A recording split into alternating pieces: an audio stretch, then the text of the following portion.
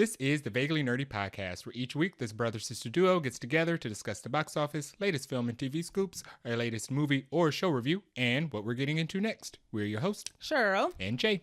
All right, this week we watched Joker Folie à Deux, aka the sequel to Joker, so Joker 2.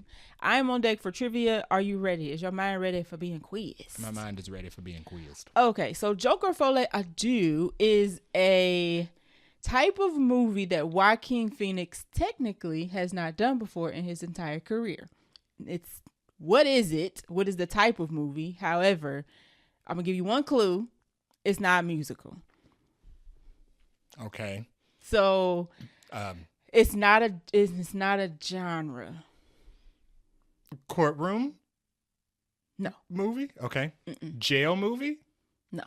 Think more like This is first type of film? It's not type of film, but this is the first of this kind of film in his career. Bleak? No, but you think more abstract. More abstract. I'm gonna give you another clue. A lot of superhero movies have these. It's the first time playing a villain? Because it ain't. No. No. No. Okay, but you're not really in the right track. But it's not villain. Okay. A lot of superhero films have these. Have these. A lot of franchise films also have these. This movie. A lot of horror movies also have these. What is Final Girls? No.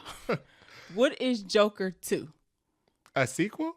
Correct. This is his first sequel? This is his first sequel in his entire career. Well, I guess, yeah. That makes sense. I was like, he could have been in Gladiator if he didn't get killed. That's true, yeah. But, yeah, Joker Folie à Deux is Joaquin Phoenix. He's never done a sequel. Phoenix first sequel well, movie. This wasn't encouraging. Unfortunately, it's this one. But I don't think he'll do this again. We'll get into our review on how we feel about this sequel later in the episode. But that was our trivia, and now let's get into the news. Welcome, fellow movie buffs. I'm Jay. I'm Cheryl. Listen in as we break down movie and TV shows, tell you what's in the plot, and hear if we think you should have watched it when you had the chance. Dun, dun, dun.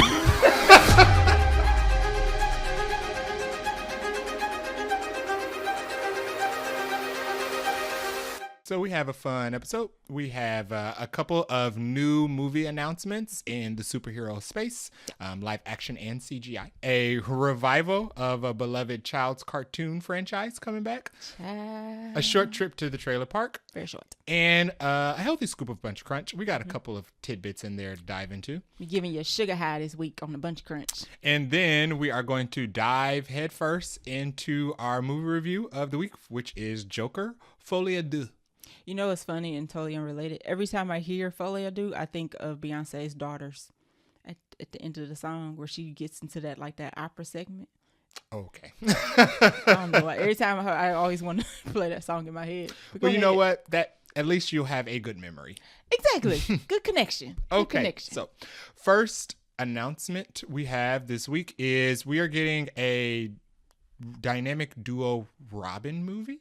Sure. So instead of the Batman Beyond animated movie that was teased illegally last year that everybody actually wanted. Where is it? We're actually going to get a different type of animated movie from DC, and it's going to be called The Dynamic Duo. This is going to be a movie that is supposed to be based on the friendship and adventures between the two Robins, Dick Grayson, which is Robin 1, and Jason Todd, which is the tire iron Robin. The who? The one that got beaten with the tire iron. Oh. Yeah. How many Robins are there? Like 12? There's a lot of Robins. Okay. Yeah. These are the two most popular, I'm guessing? Yes, the two most popular. There's like three most popular ones. Which Robin always be in the movies? When they do put a Robin in the movie, which Robin is that?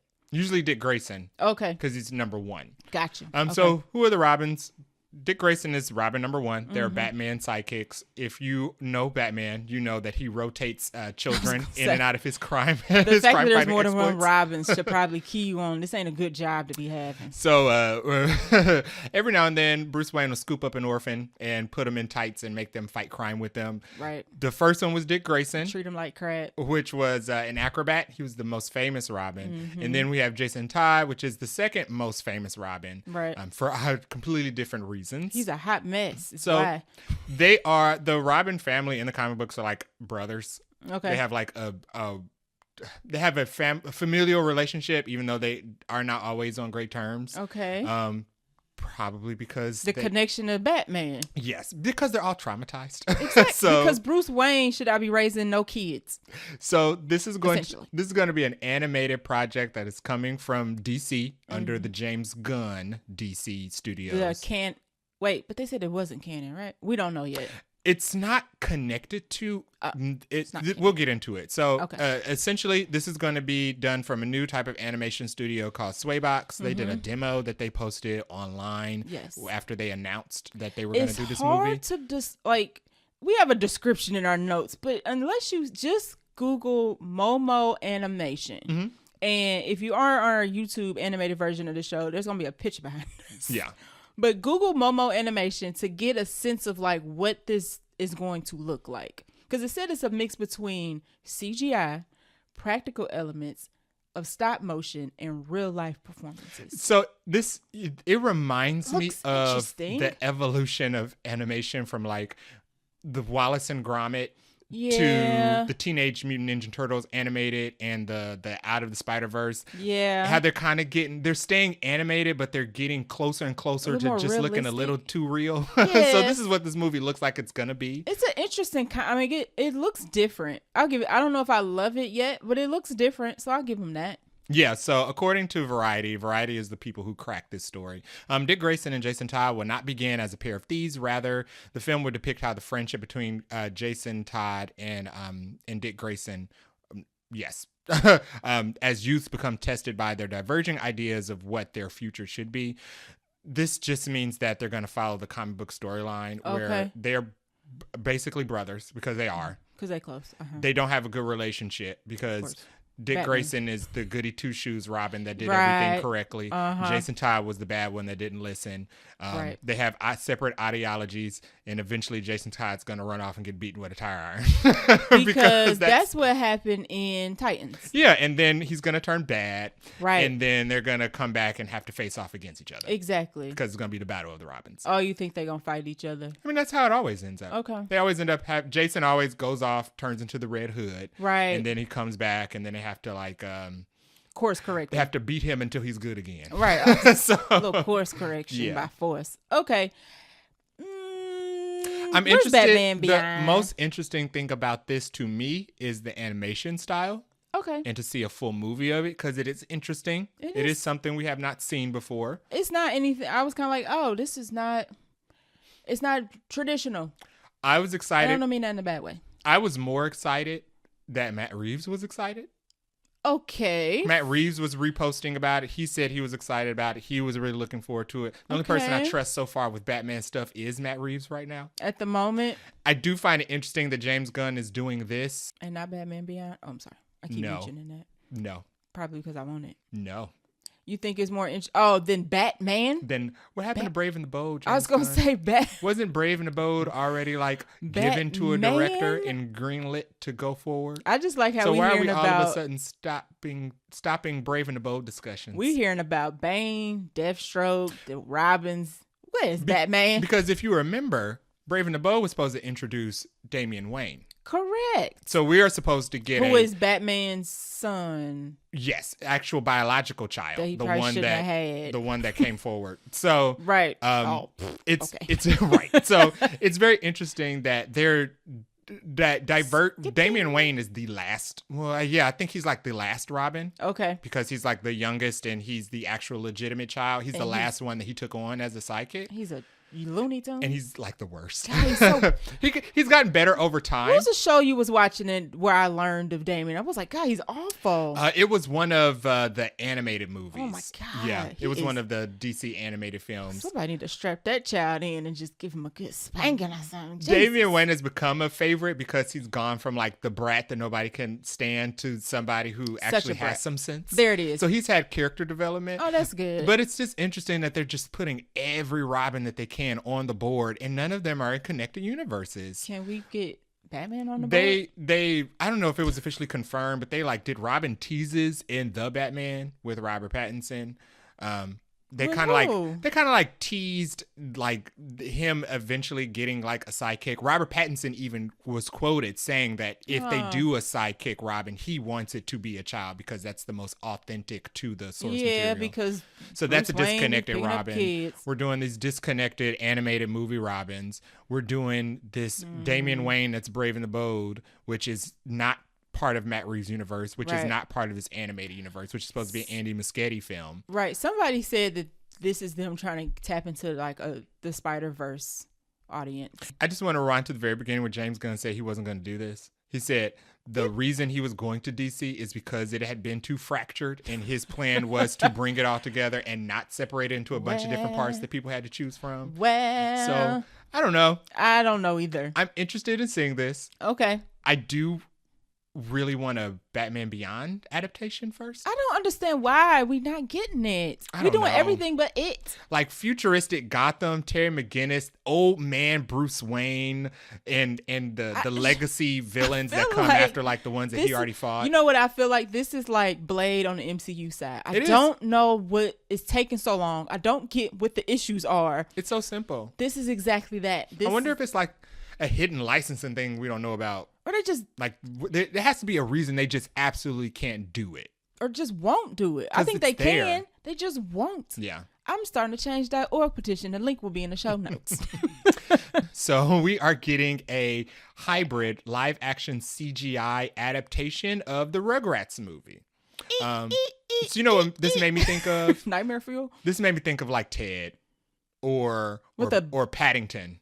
Where he is the one animated thing in the world. So basically how this was pitched is that Jason Moore of Pitch Perfect and Pitch Perfect 2 is set to direct this. Right. It is going to be a mix of live action and CGI. The world will be live action, but the babies will be CGI. Are the parents going to be CGI?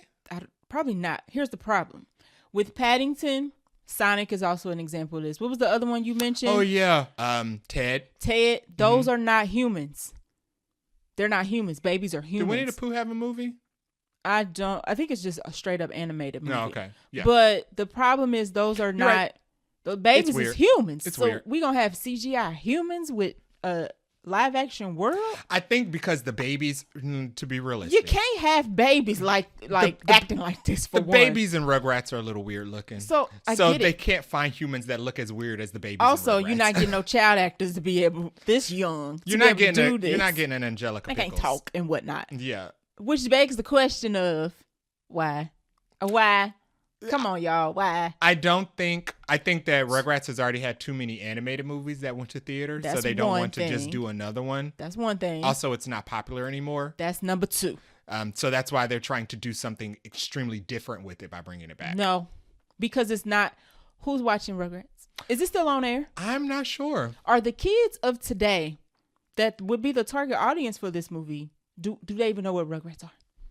I'm not sure. What's the merchandise sale on Rugrat items? You know what? Here's the thing. Is it enough to make this movie? Rugrats got their fully CGI. Well, not CGI. They got their full cartoon. They had their reboot where it was like full. Oh. Actually, it was like full CGI reboot of the animated series, and I think it went straight to who owns Nickelodeon. The Paramount Plus, sure, I think. I pick one. And it just got canceled not too long ago because nobody watches Paramount Plus. But also nobody watches Rugrats. So I was going to say, kids today don't seem to be watching Rugrats. Everybody now is watching Bluey. Haven't heard the word Rugrat just in common conversation in years. So that is the proposed plan for the upcoming Rugrats movie. We'll see if this makes it. I'm interested to see a trailer. I want see That's what gonna be scary. what the world. Yeah, I want to know what type of. Here's the thing. Because remember when that first Sonic trailer came out and the world imploded? It never goes right the first time. The first rendering of Sonic was nightmare fuel. Remember when they dropped the first looks at Flounder and he looked like a freaking piranha? Yes. Like, I forgot about Flounder Gate. Right. So I'm interested to see the translation from 2D animation to 3D and if it will give me nightmares. Because Tommy Pickles was, as an adult, was a strange looking baby. As an adult, Tommy Pickles, how Tommy Pickles looks worries me. Yeah. And how in like how are you gonna do that for a CGI baby that we supposed to think is like a baby? My reference for like a realistic Tommy Pickles is like E.T. Exactly.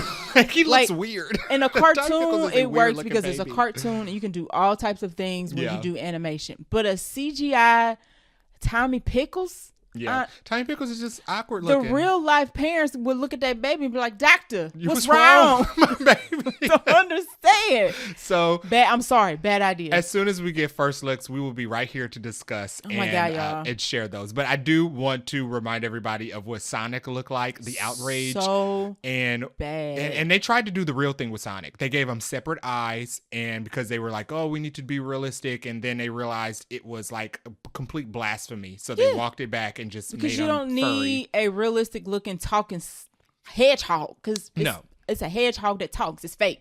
But babies are humans that actually talk. So them looking weird not gonna fly. And then they have that Acme movie not too long ago. They had like the Looney Tune characters in the real world that went straight to like HBO Max or something over the pandemic. Looney Tunes are not real. So you can do whatever the heck you want with that. True. Yeah. Babies, I'm not allowed. This feels like I don't like this. A law needs to be written as weird looking CGI babies in movies. I don't like it. So that is all of our weird movie news this week. Let's take a trip and roll into the trailer park. Toot toot. IBB. Okay. So we have one trailer in the trailer park this week, and this is the second trailer for NOSFERATU. NOSFERATU. Come to me. That's what she said the whole trailer. So this is going to be a holiday film. It comes out Christmas Day, 2024. It is going to have an ensemble cast. We'll go over it again. Bill Skarsgård will be playing Count Orlok or Dracula. He will be the Dracula character. Okay. Yeah. NOSFERATU just means vampire, so it's not like his name. Gotcha. Nicholas Hoult will be playing Thomas Hutter. Lily Rose Depp will be playing Ellen Hutter. They're going to be like the Harkers. Husband and wife. Right. Aaron Taylor Johnson, Emma Corrin, which I did not realize was going to be in this movie. Right before recording. From Deadpool and Wolverine. Loved her in that. She's good. Willem Dafoe, love him in everything he's in. Absolutely. Same for Ralph Ineson. And Simon McBurney is going to be playing Herr Knock, which I think he's the crazy guy who ate the bird in the trailer. Oh. Yeah. This trailer's creepy. It's ambiance. I would say that. It is creepy. So, it's a horror movie, and I feel like the first trailer didn't really give horror as much. This one feel like with a bunch of like looming in the darkness ambiance, a lot of cryptic. It's gonna be so dark and gloomy and spooky for like 2.5 hours or however long this movie gonna be. What I've noticed is that they've continued to hide. We still don't know what Count Orlok looks like, which means it's gonna be gross and unsettling. I feel like they should keep it that way. We get shots of his fingers and his nose and like his shadow. So he's gonna be like 17 feet tall and thin, and he's gonna have claw fingers. He's gonna have like a really long hook nose. He should. And I'm not sure what's going on between him and Lily Rose Depp. I think she is like under a spell or something. She has an affliction. Yeah, where she like wants him to basically come to her and like be with him. Yeah. But I don't know. It's real like she looking possessed. Yeah. For sure. So if you've seen the original NOSFERATU, which I have not watched, I've watched like read about it. Film studies about it, but I have not watched it. It's too old. Look at you, film studies. That's nice. I mean, YouTube, so, you know. YouTube University. It looks like it's going to follow the exact same as that film. It's just going to be updated and a lot more gory because they can get away with that. Yeah. A lot more innuendo. There's a picture of Lily Rose Depp's character got blood coming out of her eyes and her mouth. Yeah. Like something wrong with the girl, obviously. A lot of implied sexual innuendo. Yes, I did see that. Lots of rats and animal abuse. There's a man who eats a bird. There's rats crawling all over her body. I feel like after the end of this movie, if you see it in the daytime, you're gonna walk out and be like, "Oh, thank the Lord, it's the sun is still here." It's definitely gonna give you like the same feeling you had after finishing Hereditary and going to bed that night.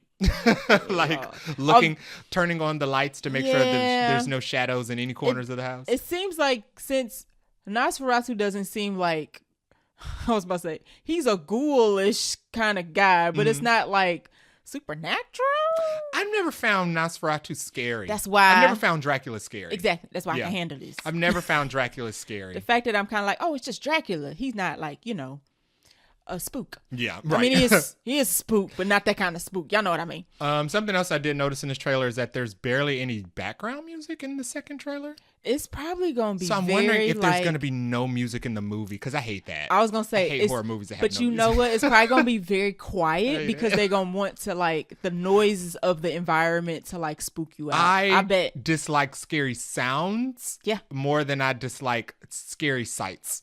So that's what they're going to do. Scary movies that don't have background audio are the worst. Where it's just the wind? Yeah, where it's just creaking, or maybe you heard it or maybe you did. I don't want to hear you breathing. You're going to hear all the leaves crunching, the snow falling, the creaks of the door. I bet. I guarantee you it's going to be like that. Excited to see this. We both had the same thought when we saw this trailer, which is that Bill Skarsgård needs a win. He does. He really needs a win. He 0 for 2 so far with Boy Kills World. And he's not a bad actor, but he does end up in some things that just don't. He just had a bad picker this year. Yeah, he does have a bad pick of films, these last couple of films. But he's a good actor. He's especially good in like roles where he has to get up in like 10 layers of makeup and be somebody creepy. He is Pennywise. Right, I say, or be somebody like jerkish, like in John Wick 4. Or just weird, like in Boy Kills World. Just a little off. Boy Kills World wasn't a terrible movie. They just didn't promote it for whatever reason. Yeah, Boy Kills World was good for its purpose. Yeah, we did a review on that. So we did. Make sure you check that out. It was our first animated review. It was. Welcome back to the channel, Bill Skarsgård. Full circle. Okay, so that is our trip to the trailer park. Let's dive in this Buncha Crunch. Okay, first crunch that we have, Halle Berry is in talks to join the Amazon MGM Studios movie Crime 101. Now, this might sound familiar if you are a regular listener of our podcast, because we've talked about this a couple of times. Yes. This is the new Heat style movie. They're calling it similar to Heat. And if you haven't seen Heat, pause, go watch and come back. It's going to star Chris Hemsworth, Mark Ruffalo, and Barry. How do you say his last name? Because I think it's Keegan. Is it Keegan? Because I feel like he was somebody who came out recently. Like, that's not how you say my last name. Anyway, Keegan today. Barry Keegan is also in this. So I'm looking forward to this movie even before I knew Halle Berry was joining, because they said the word Heat and I was like, sure, sign me up. Where's 2 tickets, please, right now? Yeah, they announced this movie a long time ago. Yes. Chris Hemsworth and Mark Ruffalo weren't even the original picks. Chris Hemsworth was, and what's his name? Not Oscar Isaac. What's his friend's name? Pedro Pascal. Yes. Was going to be the other person, and it looks like he dropped out and Mark Ruffalo stepped in. Still good cast. Yes. And I was excited about the fact that Halle Berry got casted in this. We had just talked about last episode that they failed to give her John Wick spinoff that her character deserved. And it's a shame. So they missed an opportunity with that. So she's in this movie. I hope she gets some good action sequences, or just a good role. A good role in general. She's the only woman has been casted in this so film. Far. So she better have a super big part. I'm talking co-lead at least. She still got her Spy vs. Spy movie coming out with Angelina Jolie. Somebody said that she in her film renaissance. Shout out to Halle Berry. And I was like, good. Yeah. I like it. I like seeing Halle Berry and stuff. All right, next scoop on the crunch is more people we like seeing and stuff, and more surprises. So Thunderbolts got 2 surprise casting announcements. Somebody was combing the archives for this, because I was like, how did y'all even pick this up? Yeah. I guess that's their jobs, maybe. So 2 acting faves are going to be in Thunderbolts that we didn't know about. Number 1 is going to be Wendell Pierce, who we have seen in The Wire and Waiting to Exhale. And Chris Bauer, who we have seen in The Wire and Third Watch. So what's funny is I forgot that Chris Bauer was in The Wire, first of all. I'm not going to spoil it. So I was going to say what happened to Scary, but I was saying, because if you ain't seen it, you need to watch it. And then Wendell Pierce is also in Superman Legacy. Yeah, Wendell Pierce is in a lot of stuff. So I was like, you know what? And he was I like also it. a last minute casting announcement for Superman Legacy. He was. He showed up like at the end, and everybody's like, "Oh, Right. Wendell Pierce And is going to be he's in been this." in. He's not just been in a bunch of movies. I think The Wire might be one of his most well known works, but he also does a lot of theater as well. So if you don't know either one of those are, shame on you. The picture gonna be behind us if you're watching this on YouTube, so then you're gonna know. But I was like, I don't know who they gonna be in this, but thank you. I appreciate it. I'm not sure because they could be anybody. I mean, They literally could be anybody. I'm not sure if they're going to be, I mean, they could be superheroes or they could be regular people. This movie is going to be very spy government. So I wonder if Chris Bauer is somebody's daddy. I don't know like who. who? I don't know. Maybe like Taskmasters. Nope, that couldn't be Taskmasters because I don't know. He's giving me dad. And Wendell Pierce is giving me I don't know, government agents. I wonder if they work for Val.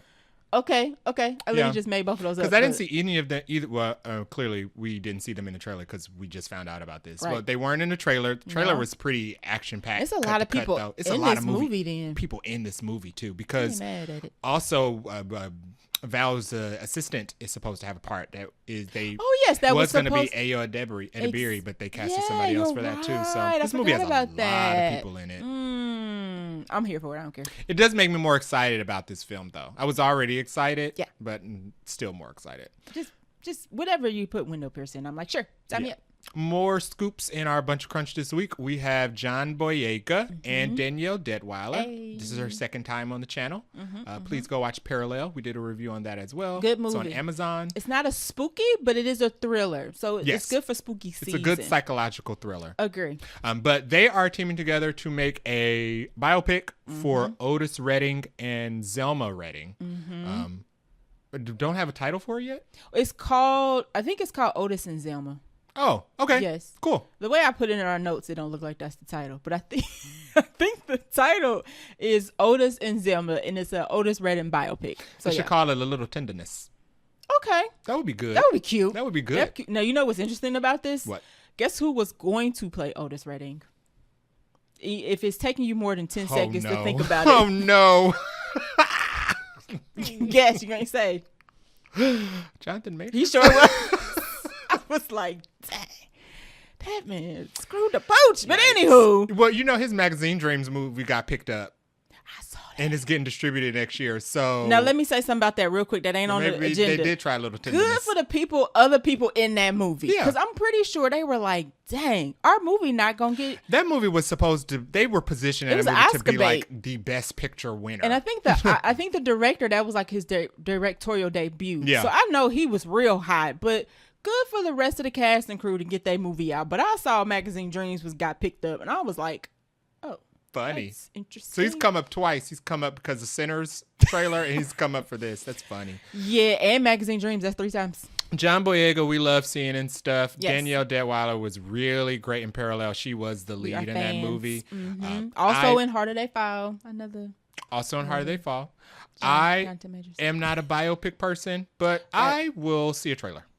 And you're right. If the trailer is good, I'll watch it. I hope it does good, Otis, like the Bob Marley One Love biopic. Yeah, and the One Love biopic did really, really well. Did. And the beauty of those is that they have extremely low budgets. Yes, so they can make all the cash back. Our parents went to go see One Love. They liked and it. they really, really liked it. A lot of people liked it. I think critics didn't seem to love it, but audiences seemed to. It had really long legs. Yes, it and did. it went on for a really long time. It So did. good for them. So I'm not a biopic person, but Otis Redding is a legend. One Love had a great trailer that they played in front of everything. So if I like the trailer, I'll watch it. Watching a clown. Okay. Next Here for it. on the Crunch is Teyana Taylor and Sasha Kaye, which is an interesting pairing. I didn't see that coming. No. I first saw this sidebar, and it was posted with Sasha Kaye's Superman picture. Okay. And I was like, is Teyana Taylor going to be in a superhero movie? Hey, but no, I take that too. she's going to be in a Netflix thriller called R.I.P. That's also going to star Ben Affleck and Matt Damon.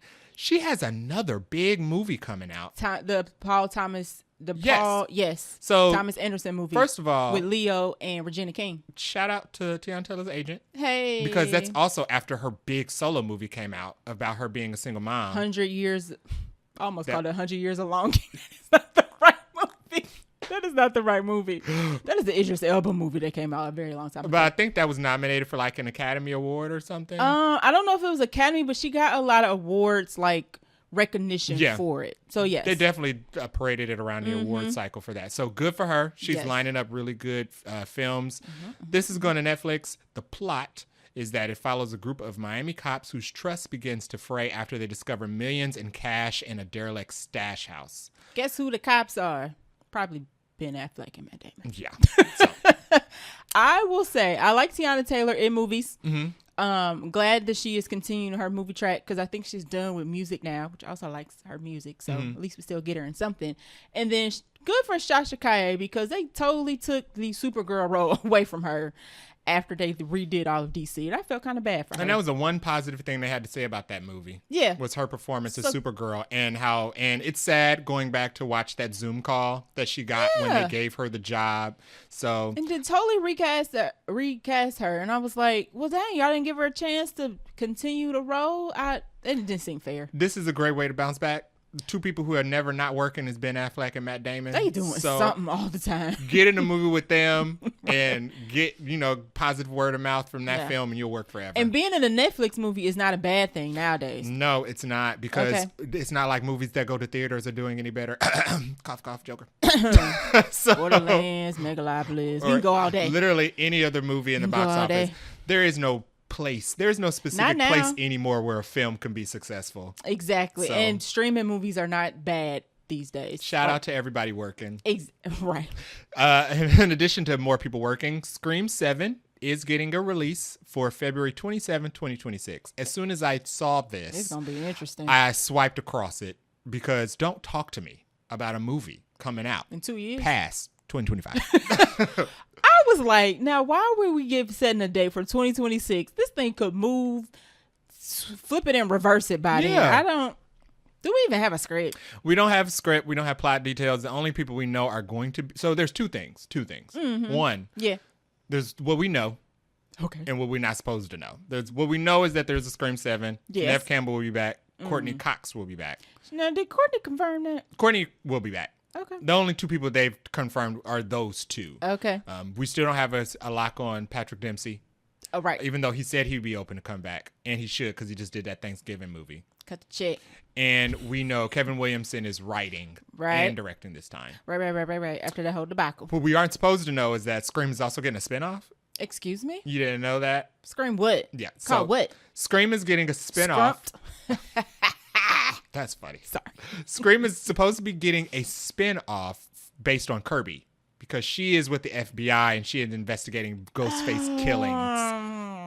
I like Curbs, but I don't know if Curbs need Kirby, a spinoff. but they didn't use her very well in the last one after all the hype. So her final scenes was real cheesy too. I was like, why y'all doing this Kirby? They didn't bring her back and utilize her as much as I want them to. No. But there's leaks about them doing a Kirby spinoff where she is hunting a Ghostface in a separate circle of friends. That's separate from like Nev and Marissa Barrera's plot lines. Scream the franchise burned a lot of goodwill.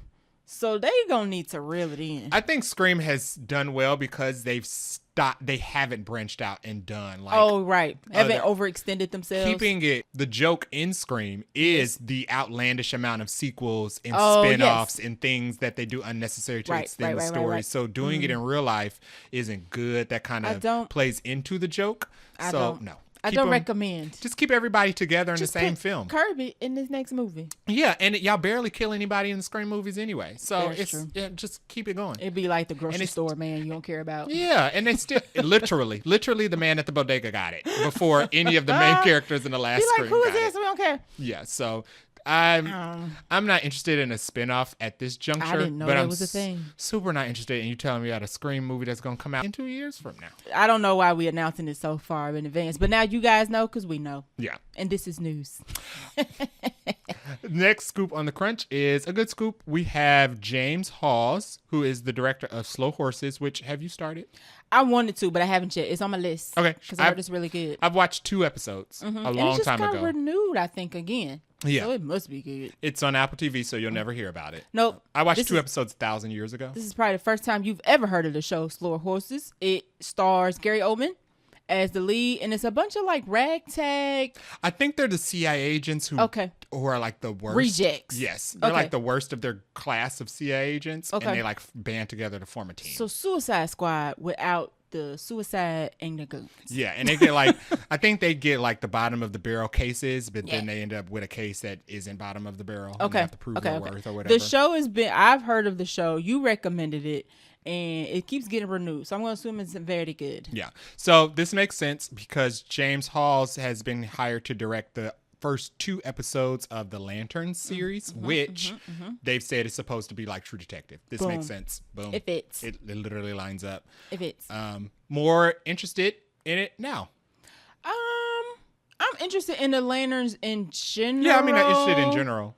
But I mean, you put a good writer or director behind something, then that does pique interest. I'll say I'm more interested in it now because when they pitched it as a superhero version of True Detective, I thought that's outlandish and that doesn't make sense, and I didn't know how they were going to be able to pull that off, but I believe the James Halls can, so sure. Okay, sure. Yeah. Okay. With it. Next scoop is Melissa Barrera. Hey. Welcome back to the channel. And Simu Liu are going to be joining forces for an espionage techno thriller, as it's described. The heck is a techno thriller? For Peacock. That means ain't nobody gonna watch it. I thought it was going to go to Amazon. This seems like something Amazon would pick up. So let's go over the synopsis. Okay. So it's pitched as centered on Simu Liu's character. Melissa Barrera is supposed to be like a side character in this. But he's the main character. He plays a character has an AI chip, or he has a chip in his head, and the chip has been hacked by techno hackers, and they're like controlling his body and his choices. Now, what does it sound like? It sound like that movie. Upgrade? Yes. But it sound like that movie you made us watch, which was a good movie, by the way. So it sounds like Upgrade. So Upgrade was AI. I think the people hacking Simu Liu are people. Oh. I think, and I wonder if Marissa Barrera is going to be one of the hackers. So his body is being hacked by a criminal organization of hackers. Okay. Not by as far as we know, not by like an AI entity or anything like that. I mean, the fact it's on Peacock, it makes me sad because I don't think a lot of people Some watch stuff it. on Peacock does get renewed. Okay. Poker Face got renewed. Oh, that's Peacock? I thought it was Apple TV. No, but it's hard to tell nowadays because it's don't hard to nobody tell advertise nothing. where something is because it's not advertised. So okay. Poker Face got renewed. Okay. The show Fight Night, I hear, was really good. I need another show I need to watch because I wanted, or mini series or whatever. I guess it's limited series. Want to watch that too. I think Twisted Metal is on Peacock. I think you are correct. So some things do good. You just don't hear about them. So this sounds interesting and good for both of them for getting work. Absolutely, because they both have something in common, being shunned out of Hollywood. Simu Liu, I think, spoke out against China. Oh, did he? And that's why... you're talking about for Shang-Chi? Mm-hmm. Oh. And that's why I think Shang-Chi didn't have an opening in China, and a lot of his films haven't gone there. And then Melissa Barrera spoke out against the genocide. Right. Which, just speaking of, we just talking about Scream. Yes, right. So good for them that they are getting other opportunities because they're good actors. Yeah, also, where's Shang-Chi too? We know where it is. It's somewhere behind. After Secret Wars. That's crazy. But at least he'll be in Secret Wars. Really? So we don't know. Shang-Chi will I mean, they just gonna not use the 10 rings? You're right. They got to come back up at some point. Yeah. Because that after credit scene alluded to something. I mean, Captain Marvel was there. Bruce was there. Right. So we'll see. I hope Shang-Chi comes back. There's so much to pick up with Marvel. Just a thing of threads that have not been picked up yet. But so good for both of them. Right. And Your Monster is coming out too. So they're also still have future jobs. So good for them. Correct. Rick's going to get paid. Last scoop on the crunch is for Anne Hathaway. So she's doing a twofer, not a terrible twofer, a good twofer. Mm-hmm. So she's returning for 2 films, Princess Diaries 3, which I did not see Princess Diaries 2. Me neither. So Sorry. that's news to me. Maybe I'll watch the first 2 now that there's a third one coming. Who knows? So now that, did you see the first one? No. Okay. I know what it's about. Okay. I know it's got Chris Pine in it because everybody want him to come back for this one. She's the Princess of Genosha or whatever. Genovia. Genosha is the mutant. So you didn't get any of the jokes, the Age of Ultron jokes. Excuse me? Oh, no, you didn't. What Age of Ultron jokes? Because... In Age of Ultron, the movie? Yeah, but they made a bunch of Sokovia Genovia jokes that you didn't get, I guess.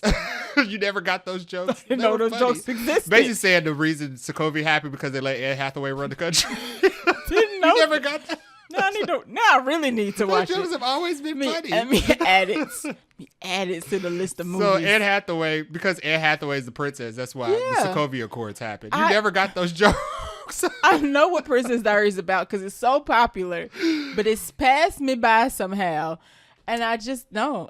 So she's coming back for that and Devil Wears Prada too. Now that one I'm excited about. I've seen that one. I think she was the only person she was the last person unconfirmed for Devil Wears Prada. Yes. Too, because they slipped up and accidentally said it was Anne Hathaway. And then they took it back. I have the screenshot. And when they posted the correction, I posted the screenshot under the post. They first said Emily Blunt and Stanley Tucci. Yes. They said they were confirmed. And Meryl Streep. Meryl Streep. And then they also said Anne Hathaway, but they redacted it and was like, oh, we meant to say Emily Blunt, not Anne Hathaway. Not only, y'all couldn't even redact, y'all made it at a thumbnail and then deleted it. I screenshotted it because I will always remember how you betrayed the people. Because we talked about it and we were like, well, that doesn't make sense for her just to be with, her beefing up against Emily Blunt. Yeah. You got to bring Anne Hathaway back. This don't work without Anne Hathaway. But now I see they cut the proper check and she was like, I'm back, y'all. I'm back. Because Anne Hathaway's expensive.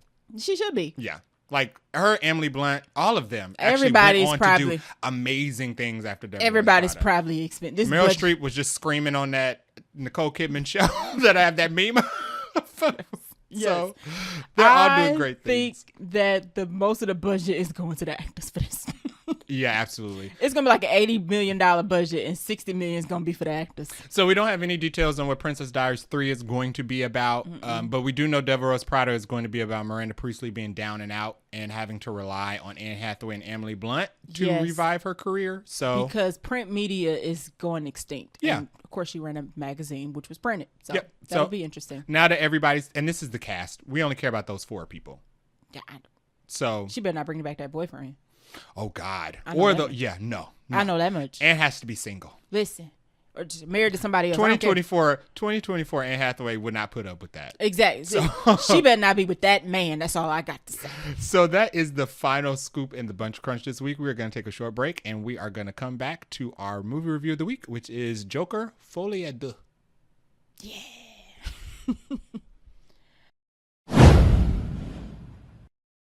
This week we watched Joker, Folie, Deux, which is the sequel to the 2019 movie Joker. It is directed by Todd Phillips and it came out October 4th, 2024. Director Todd Phillips also directed the first Joker, and I did not know until today that he also directed the Hangover trilogy. How do you jump from this to that? But anywho, that might be indicative of... Yeah, that might be indicative of where we ended up. Interesting. So, casting characters of Joker, Folie, Deux are... Joaquin Phoenix plays Arthur Fleck, a.k.a. Joker. Harley Quinn is played by Lady Gaga. What's Harley Quinn's real name? Harleen Quinzel. No, sorry. What's Lady Gaga's real name? I'm just curious. Joanne something. Okay. I think. Lady Gaga. I was going to try to call her by her real name throughout this, but... Lady Gaga's real name is Stephanie Joanne Angelina Germanata. So Lady Gaga plays Lee, a.k.a. Harley Lee Quinzel. Brandon Gleeson plays Jackie Sullivan, who was a guard at Arkham. And then we have Catherine Kinnear, who plays Marianne Stewart, who is Arthur's lawyer. Yes. And then we have a bunch of other people in this movie who are not as big of a characters, but those who we center on, I would say, the most. Catherine Keener. It bothered me the entire time I watched the movie. Yes, because you said, what is she from? And I didn't recognize her. I could not remember what she was from, but some of her credits include The Incredibles. Okay. But she is best known for Get Out. She was the mom in Get Out. She was the tea lady in Get Out. Evil tea lady. Yes. So that's why it bugged me, because I was like, "You're right. I don't trust you." She was pretty good in this. She was good. Yeah. And then somebody that I will also highlight was Harry Laute, who played Harvey Dent. So Harvey Dent is in this. Yes. Briefly. Anywho, going on with the rest of our review. Runtime is 2 hours and 18 minutes. So kind of feels like it. It does. Yeah. Yeah. The movie takes its time. It does. Budget of $200 million, which is big for a movie that doesn't have probably any CGI whatsoever. Yeah. Box office opening day was $20 million, which is not great.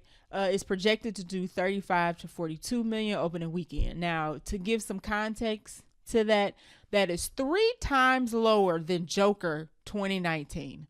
This movie is doing awful. Yeah. At the box office, y'all. It's not.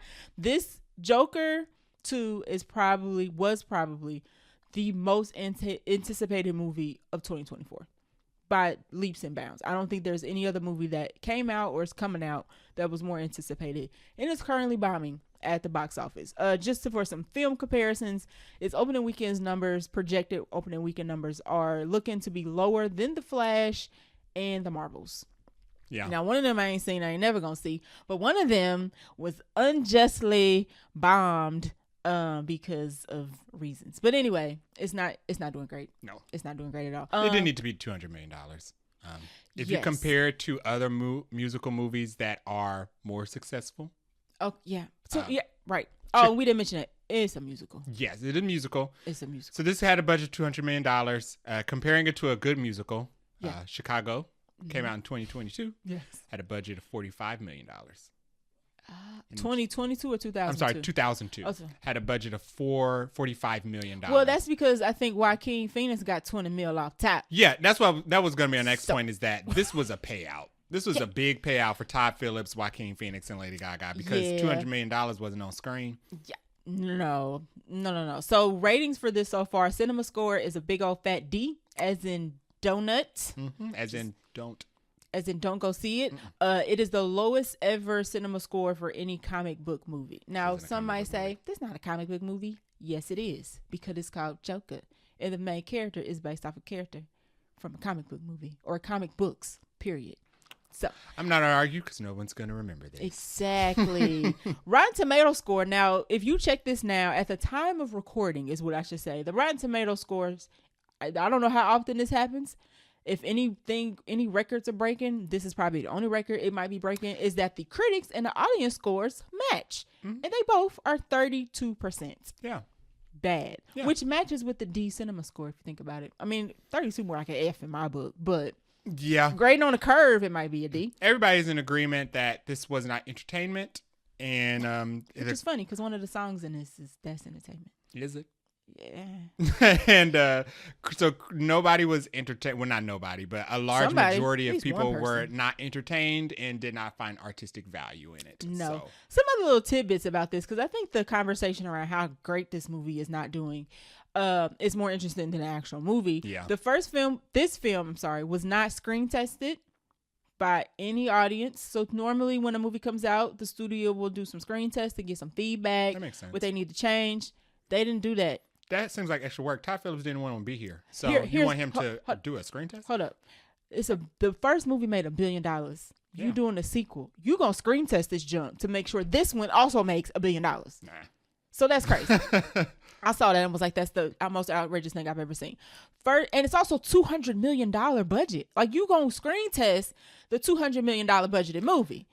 Films that challenge the audience's perspectives, that's crazy. Don't test. That's crazy. Moving on. The first Joker, just let's dial it back. Like I said, the first Joker made $1 billion. It also was nominated for 11 Oscars. Joaquin Phoenix won an Oscar for playing Joker in the previous movie. It also won for Best Score, which I can see based on this one. Could you imagine if we lived in a world where if you win an Oscar for a movie and you do bad on the sequel, they make you give it back? That would be crazy. That he might be the only person that would have had to do that. Yeah. On his first, this is the only sequel. His only sequel. But you know what? This is what happens when you don't trust your gut. This is what happened. His gut was telling him his whole life never to do a sequel, and he went against himself. You did. This is the lesson in this is don't go against yourself. Go against everybody else, but don't go against yourself. Right. Because not only did Joaquin Phoenix mention that he kind of wasn't totally interested in a sequel, director Todd Phillips said that the first Joker was not set up to be a sequel. So here's what happened. The studio was like, y'all made $1 billion movie. I'm going to need y'all to make a sequel. And they were like, no, thank you. They were like, here's $20 million. How about now? And they were like, Sure. Yeah. If you handed this script to ChatGPT, even ChatGPT would be like, come on. Also, Todd Phillips said when he made the first Joker that the only reason why they used Joker was because he wanted to hide a real movie in a comic book movie. Yeah. So he basically just used Joker as like a scapegoat to push a different movie. And that kind of explains how this movie ends up. Exactly. That makes the more Todd and Joaquin talk, this movie makes more and more sense. Right. Yeah. I want a documentary about the behind the scenes of the making of this movie. Absolutely. That's what I want. So, Jay, hit us with the plot. So the plot of this movie is we are picking up immediately, I feel. Yeah. After the end, or at least he's close enough that he's still very popular. Right. Of the end of the first Joker film, where he has shot Robert De Niro on the face on live television. And he has stabbed his friend, and he has killed 3 men on a train, and killed his mama. Yeah. And he has been apprehended, and he is in Arkham. Yeah. And the Chill. film follows his court case about his legal defense against his actions. Trust. And his love story meeting Harleen Quinzel in Arkham. Yeah. And it's depicted through music. It's a musical. And that is the point of the movie. The whole point of the movie is it is a courtroom procedural musical love story that is a musical. Yes. Yeah. Mm-hmm. So, yeah, thank you for that summary. What are our non-spoiler thoughts before this movie? All right. So my non-spoiler thoughts. I don't have very many. Oh, okay. But I'm going to try to tone mine down. I'm just playing. I'm not a fan of musicals. There are some musicals that I do like. Lion King, Little Mermaid. Sweeney Todd, Chicago. I was thinking more of like live action. I know what you meant. I was saying what I meant. Chicago, Sweeney Todd, Oliver. This wasn't a Oliver. I liked Oliver. This wasn't a good musical. And in the sense that the songs weren't good. I wasn't a fan of the songs, but it was just boring. It was very boring. A musical is supposed to a film is if you consider a film like a regular non-musical film as like basic filmmaking. Okay. A musical is supposed to be like a film in clown makeup. It's supposed to be outlandish and over the top and whimsical. Because you have like sets and moving parts and dancing. Like it's like real people just don't bust out in song randomly. Yeah, like a musical movie should feel like The Wizard of Oz or The Wiz. It should have a lot of color. It doesn't have to have a lot of color, but it should be intricate in how it's production. And this was just boring. It was just like they took it's like they took an episode of, you know what this was? This was like if they took an episode of Law and Order, a bad episode and of Law and made Order. them sing their feelings, but the songs were bad. You know, one of my least favorite episodes of Grey's Anatomy is when they would do like the musicals. Yeah, and that's why. And I didn't use that one because I actually like that. But the world was bland. It was just bland. Even the musical sets when they do like the stages when we're part of they're part not of very psychosis. They're kind of boring. Yeah, the set design for even the fantasy elements just of the film are just boring and regular and dark, and just no effort was put into it. The case itself was boring. Agree. Because we saw the whole first film, and like Todd Phillips said, this film wasn't supposed to exist. You could tell. So the case is boring because you're building a case around the crimes that we watched him commit. That a man who's obviously guilty. We watched him commit. He's guilty. Why are we And here? we watched him do it without a split personality. It's funny. One of the scenes in the movie is if somebody talking on the radio. We can overhear somebody talking on the radio, and they were like, "He needs to go straight to jail or straight to the chair or whatever. Why are we having this trial?" Yeah. And it's like one of the chicks on the radio was like, "Why are we even having this discussion? Why are we having this trial? Actually, you're right. Actually, right. Thank you for calling in, caller. Right, because we want to know why we're talking about this too. Taxpayers' dollars being used on a trial where the man is obviously guilty. If you do want to watch a musical movie about a courtroom case and it's really good and interesting, you should watch Chicago. That's a good movie. There we go. Secondly, on another note, Richard Gere is a better Harvey Dent in Chicago than Harvey Dent was in this movie. Ooh, I did not like Harvey Dent's portrayal in this. Forgettable and boring. It was like somebody made you a PB&J sandwich and forgot the PB and the J. And you just got the second low piece of bread. You got the end pieces. How do you It was very weird because he's clearly supposed to be like this smug character whose face that you just hate to look at because he's so smug. He didn't even pull that off. Well, he was just boring and smug. He looked very young too, and this is not against the actor. This is just against the direction. They didn't give you anything to do. Okay, so fair enough. I enough. can't even say if you're a good actor. Fair enough. They gave you nothing. You were literally just in attendance. Yes. So let me just read something off the Wikipedia. Sure. To prepare for the role, Latte, I think is his name, Latte, avoided watching the versions of Harvey Dent in Batman, Batman Forever, Dark Knight, and Batman versus Two-Face, because he didn't want to, I guess he wanted his own backstory of the character. And I'm like, you weren't in this movie long enough to have no backstory. And Sir, I don't 100%. maybe you should have watched it. I don't know. I don't dislike when people say that, because sure, I don't care. If you want to, if the direction is to mimic or imitate that type of Harvey, you absolutely should. But if your direction wasn't, if he was told by Todd Phillips in the studios, don't watch this because you're not gonna be like that, sure. But they didn't give him anything to do in place of that. I just don't care that you, like, maybe you should have, and then maybe you would have picked up little bits and pieces of how Harvey Dent is supposed to come across. Yeah, because he just was a regular lawyer. Not being like that Harvey Dent didn't help you be like anybody else. He could have not been Harvey Dent. Yeah. And we just would have been like, sure, I don't care. Go ahead. The last two non-spoiler thoughts. This one I won't spoil, but the movie should have ended about 10 minutes earlier. And Agreed. You know why. I know why. Y'all know yet. I'll just say it's the last courtroom sequence. Should have been the end of the film. Agree. Or what happened directly after, and I think that would have made for a good ending. I think that would have actually increased a lot of cinema score and Rotten Tomato score hinges on endings. I would say about 40% of somebody's rating on a movie is how it ends. I agree, because I totally knocked down Blink twice because I hated the ending. Ending impacts the most of how somebody reacts to a film. So if they had ended this movie better, even though the movie was mostly nothing, if they had ended it better, that would have helped saved it substantially.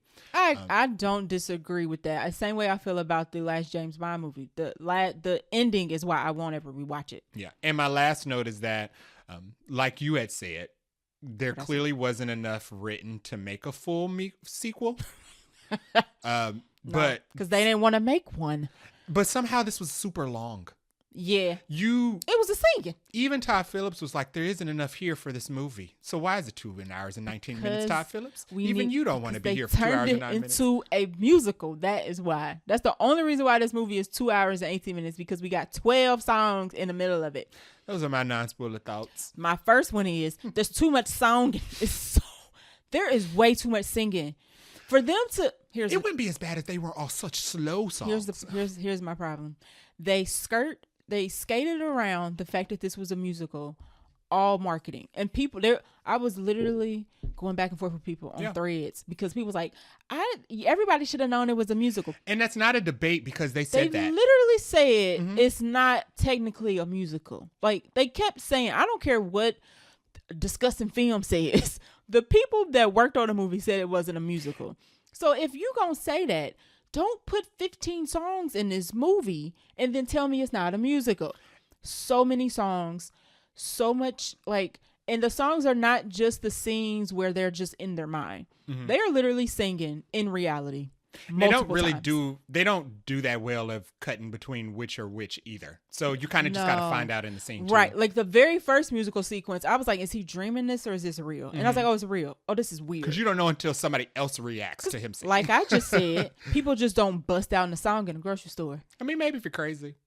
Okay, fair enough. Because obviously Arthur is crazy. So one of my first non-spoiler note is too much music, too much singing. There's actually a line said in a movie where somebody asked somebody else to stop singing. And I was like, yes, Lord. And then they kept singing anyway. Please. I'm like, gosh, dang it. The music, speaking of the music, is randomly placed. Yes. There's no type of like build up. Sometimes in The Color Purple, for example, you can kind of tell when a song was about to come because of the framing of how they set up the scene. This, they would be mid-sentence, it felt like. Just started singing, and you're like, oh, here we go. Here's another song. It was slow. 2 hours and 18 minutes of slowness. It was boring. I will say one positive. The score, like the music that was not the songs, very good. Sure. At the very beginning, where we open up the movie when we get to the real movie, we open up in Arkham, and the sound design sets it up for being like a real gloomy, crappy, horrible, deplorable place, and it's because of the score behind it. Yeah. So I can see why the first one got an Oscar for the score, and this one, hey, you know what? Somebody deserves the work they did on that music. So sure, the score was good. Yeah, I'll say that I did like when they did have moments of the score. They always ended the score on like a really somber tone. Yes. Every time, even if the moment ended happy, the score would end on a somber tone because you're in prison. It had a good, the score is the score is the best thing about this. So sure. And it had nothing to do with the script or the musical. And my last non-spoiler note would be, it should have been more courtroom drama and not a musical at all. They just should have cut the musical aspect. I understand they were trying to do something different. They could have cut all of this out of the movie, upped up the courtroom drama, and made it a good courtroom drama. It could have been a totally different movie. I semi-agree with that, but I would say that if they cut the music out, this is even less of a purpose of to be a movie because the courtroom part is unnecessary. Okay, you're right. So no, you're right. You're right about the fact that we're in court for this period, which is weird to say because it's not like I like the musical aspects of it, but if I remove it, it's like, well, what else is now? here? Why am I here? Why are we here? Fair enough. So I think that is my biggest issue with the Joker and the Joker 2 is that they never should have been called Joker movies. Mm-hmm. I did not see the first one. You told me about it, and I read the wiki page, and I got the gist of it, and I was like, I see why I didn't see it because this is not a Joker movie. This is a movie about a man with mental illness killing people. And I'll add the fact that some people are saying that it's essential to have seen the first Joker to have seen this one, and I don't think so. No, only because one, this movie is unnecessary, right. So it's not essential to see another movie to watch this movie that you don't need to have to watch in the first place. Right. But two, they surprisingly, everybody who survived the first Joker was in this one. Yeah, and Arthur does a good job of recapping what he did in the first one. And that's not a big spoiler. It's a surprise because I didn't expect to see like Zazie Beetz or the guy who played Mr. Puddles, his friend. Right. I didn't expect to see them, but they were there because it's a court case and they have to have witnesses testify. So that was interesting. So yeah, you didn't have to see the first film. They go over all the. I mean, they really hammer home the fact that he killed more Robert De Niro all throughout this movie. We mentioned it 12 times. Maury's name is mentioned more than Harley's name is mentioned. Probably. So. I would not disagree with that. Yeah. So that is it for our... Did you have any other non-spoiler thoughts? No. That is it for our non-spoiler thoughts. Now we're about to get into our spoiler section. If you do not want to be spoiled about this movie, just don't mind. Just keep watching. It's fine. Just keep listening. You don't need to watch this movie anyway. But we're going to get in spoilers in 3, 2, and 1. So let's talk about the characters of this here Folie à Deux. Okay, so character number 1 is Joker. And Arthur Fleck. He's not Joker. He's not Joker. He says that. He's listed as Joker on the wiki. Spoiler number 1. Arthur admits that he ain't Joker. Wiki is law. No, it's not. So they should have put Joker in quotes. So Joaquin Phoenix returns in this film to play Arthur Fleck. So we're picking up with Arthur after he's been arrested for all of his murders. He also killed his mom. Which he just says. But he's not being tried for that because nobody knows that he killed his mom. He smothered his mom to death. But she gone. Mm-hmm. So he is pretty much back to the version 1 Joker at the beginning of this film where he's super skinny. Yes. He doesn't have any, I guess he has whatever medication that the prison gives him. Right. Mm-hmm. So he's not like actively nuts. Okay. While he's in prison. Right. But he's down and out. He's suffering the consequences of what he did in the first film. And the premise of this film basically follows him and his lawyer trying to convince the court that Joker is a split personality, a la Harvey Dent Two-Face. And that's not a bad... that's not an unusual defense. Smart. Sure. If you're Joker's lawyer, absolutely. Sure. What else are you going to do? Go with that route. So that's fine. Cool. They're applying the Harvey Dent Two-Face thing to Joker because Arthur Fleck doesn't exist. doesn't exist as all in like the Batman lore. Yeah, Joker's just Joker. You know, they just gave him a name for these films. Exactly, because it's not supposed to be a Joker movie. Right. So that's where we're at with Joker in this film. I will say I liked Joaquin Phoenix's performance. Absolutely. Joaquin Phoenix is a great actor. The problem with this movie is not the acting. Most of Joaquin Phoenix's movies, recent ones, I don't particularly like. Like Napoleon? Or Beau, or Is Afraid. I didn't see that. I saw half of that. Oh. I didn't particularly like that film, but one thing about Joaquin Phoenix is that you hire Joaquin Phoenix to act. He's going to act. Sorry. And he acts in this. He acts. He does a great job in this film. For me to not have seen the first one, so I didn't really know what to expect in terms of like how he was going to act. He does good. And I can see why, if he did this level of acting in the first one, I see why he won that Oscar. Absolutely. But his Arthur Fleck is more the same as the first one. He's just in prison now. He's still harmless. He wouldn't hurt a fly. Arthur Fleck in the first Joker is harmless. He didn't become harmful until he took on the Joker persona. Arthur Fleck in the Joker films is he's depicted as just he's mentally ill. He was failed by social services. I got that because part. Gotham Healthcare took away his ability to go see his social worker, and that is why he was on the downward spiral. So now he's back on his meds. So he's back to just being docile. Arthur. Okay. Nice. Okay, that puts some context around it then. In this film. Okay. And he is as far as character development in this film, then. He doesn't get any. Right. No, it seems like if that's how he was in the first one, then he's the same. Exact same throughout this entire You know film. what? I will say this as somebody who didn't see the first one. He comes across a little childish. There it is. Immature, childish. I guess you can tell that he didn't get to fully grow up and develop, because when he interacts with Lee and the things that go on with Lee, you like, sir, you should know better. But he don't, because I guess he's not all the way there.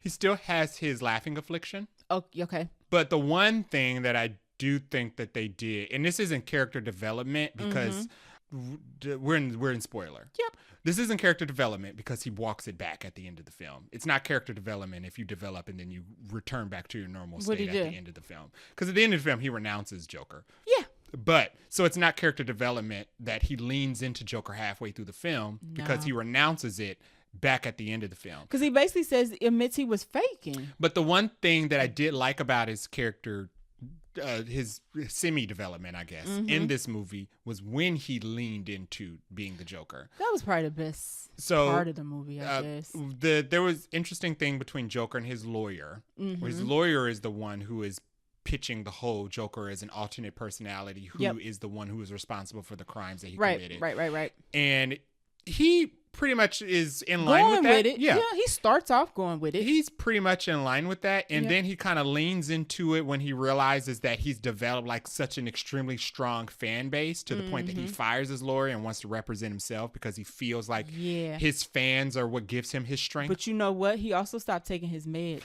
But he also stopped taking his medications. But that I put that more under the Harleen umbrella. Yeah, she was part of that.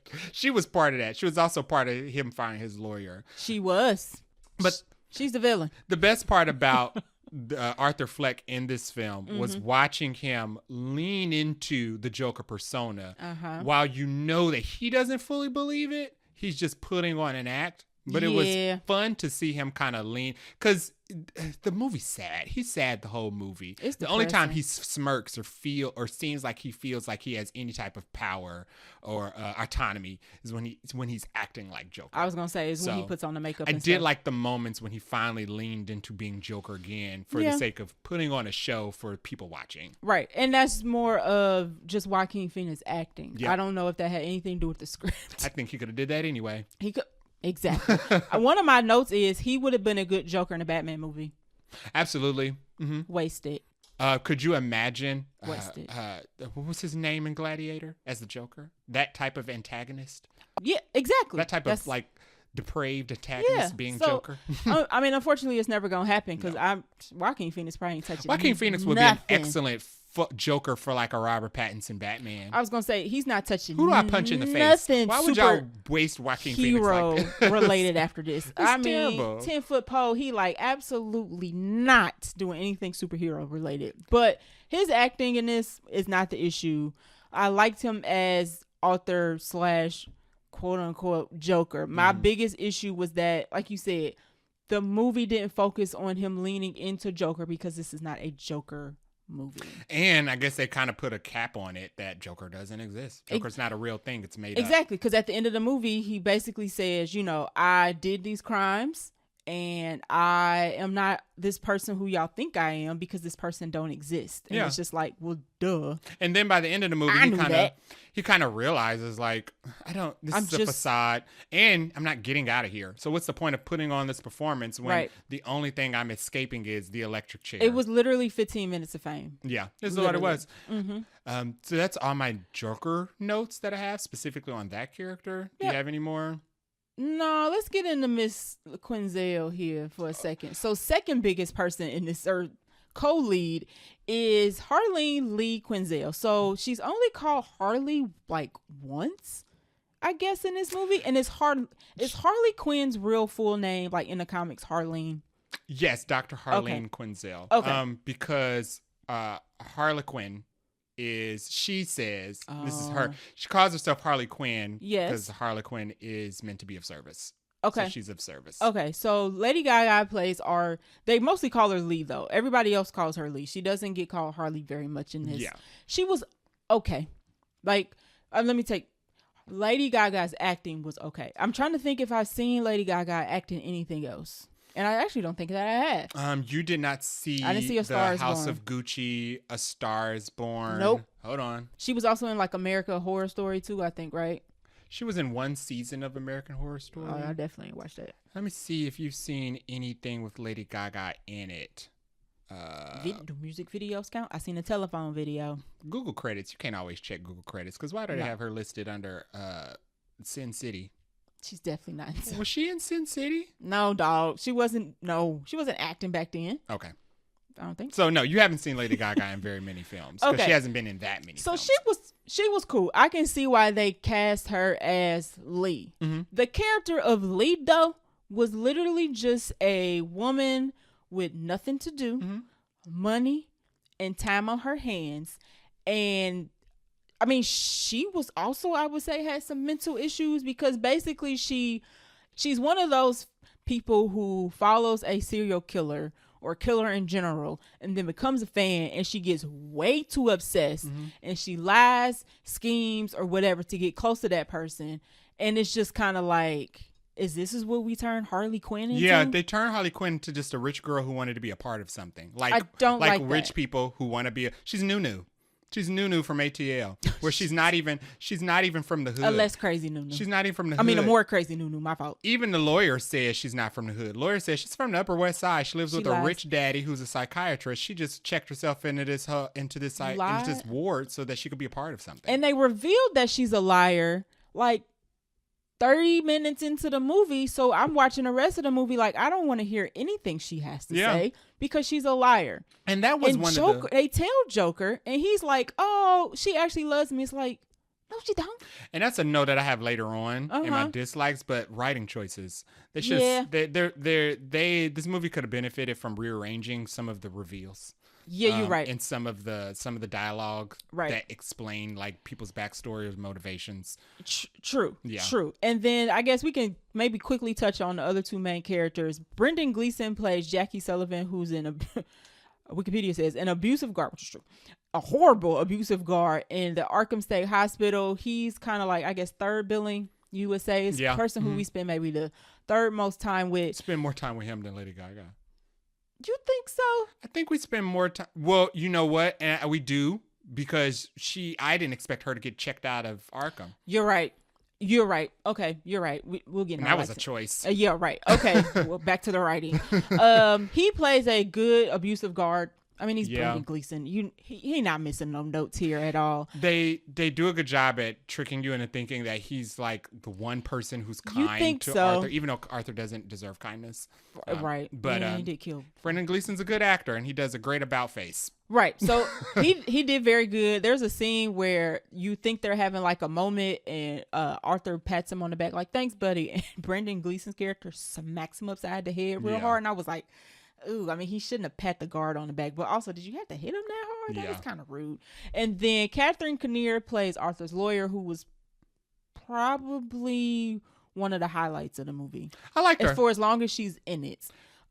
She don't die, but she gets basically axed out by Arthur Fleck mid his trial. So she kind of goes off after that point. But she was a good, like, she served the courtroom drama.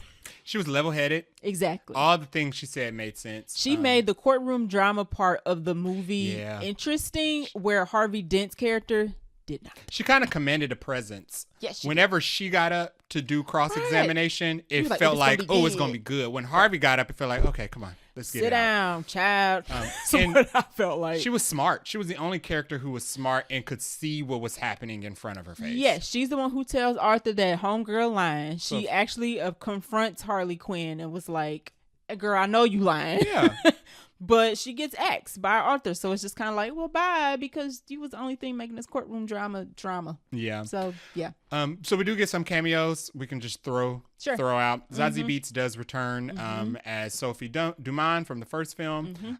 Steve Coogan, Patty Myers, his friend from the first film that he didn't stab to death. He returns as well. And we do get a cameo from Sharon Washington, who was a social worker. So those are the ones that I mentioned earlier, which were the surprise cameos from the first film. They were cool. Zazie Beetz' little moment was probably the most memorable. Well, no, actually, Mr. Puddles. Mr. Puddles. Yeah. Mr. Puddles and then Zazie Beetz' character, for sure. I'm sorry, and I called the Mr. Puddles actor somebody different. Steve Coogan was the guy who interviewed him in the jail cell. Patty or whoever. Yeah, he wasn't that memorable. Gotcha. Lee Gill is who played Gary Puddles. Gotcha. I liked him. He was very good. Testimony of the events that he witnessed Arthur killing their friend in the apartment.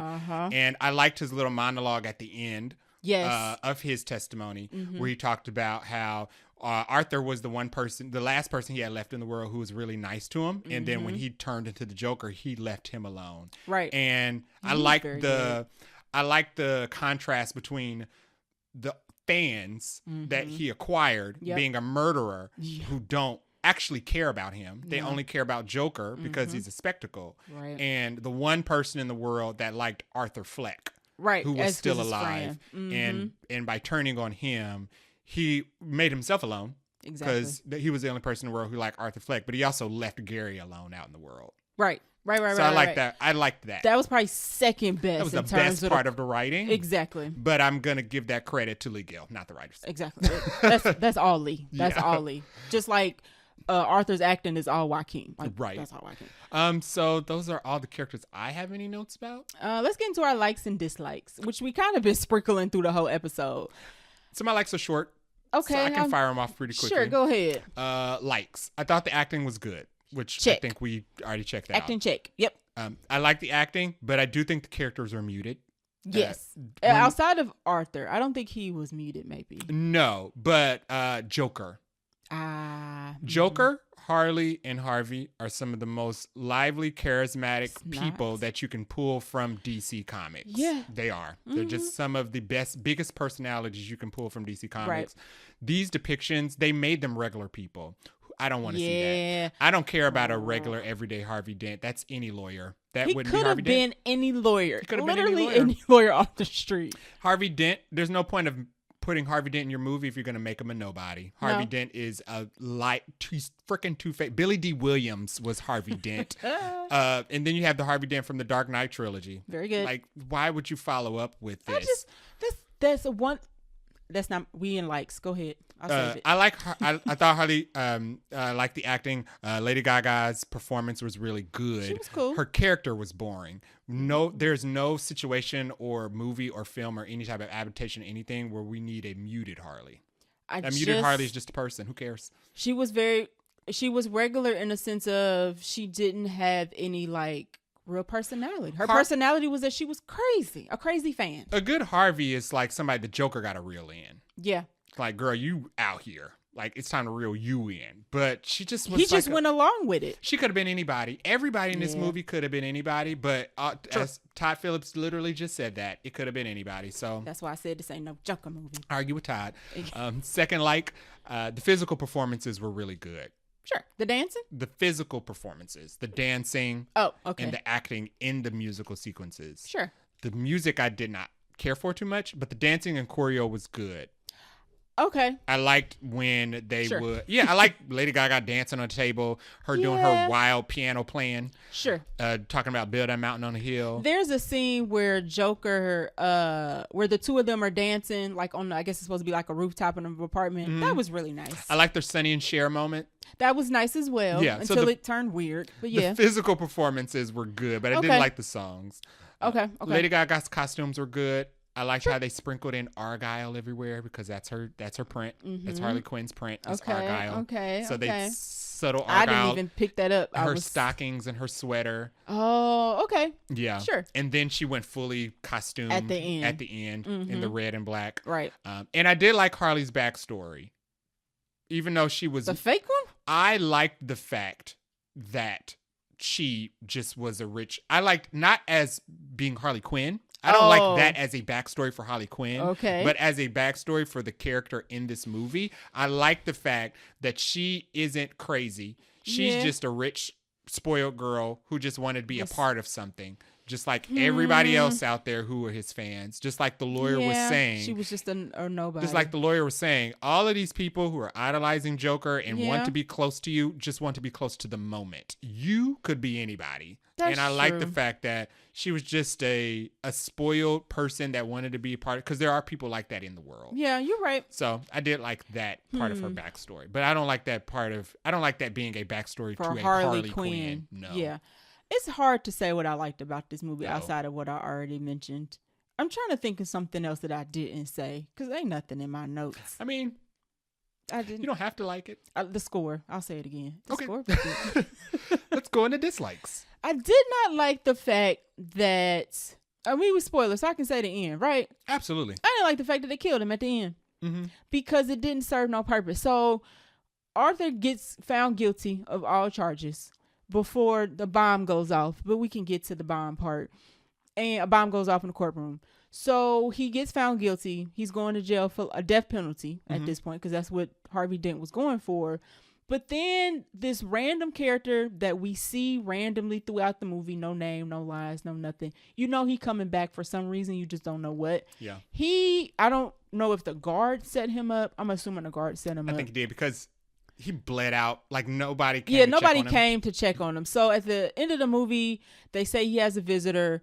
Arthur goes to see who it is. This guy stops him and says, "Hey, I got a joke." Arthur's like, "Sure, you know, can you make it quick?" And he tells the joke, and at the end of the joke, he's like, he gets what he deserves. And he stabs Arthur to death. And then the end of the movie is him bleeding out. And it's like, he was on death row. For what? And it just didn't. It was stupid. so anticlimactic. It was stupid because some of the other unnecessary things that they did to Arthur prior to killing him in the end, like was the cherry on top. Okay, if you're gonna kill him, but don't make me watch what you're about to do to him before you kill him. I don't need to see that. Like, just so y'all know, there's a sexual assault depicted off the screen. Yeah. In the movie from the guards, and it's just kind of like before they kill him, they sexually assault him and kill his best friend, and then they kill him. It's like, and we already at this point we know he's going down for the murder. Yeah. It's just it's not like he doesn't deserve to go down for the murder, but I don't need to see that. So y'all already convicted him to life. Like, why do we need to additionally kill him for what end? Like, what purpose? I didn't. Killing him was stupid, but especially because we are saying this is a Joker movie. Yeah. And we've already, so at this point we squashed the fact that he's Joker because he said that he's not. And now we're further removing ourselves from the Joker lore by killing him because in real life, Joker, not in real life, in real comic life, Joker don't die. He ain't stabbed to death. And then I didn't like that.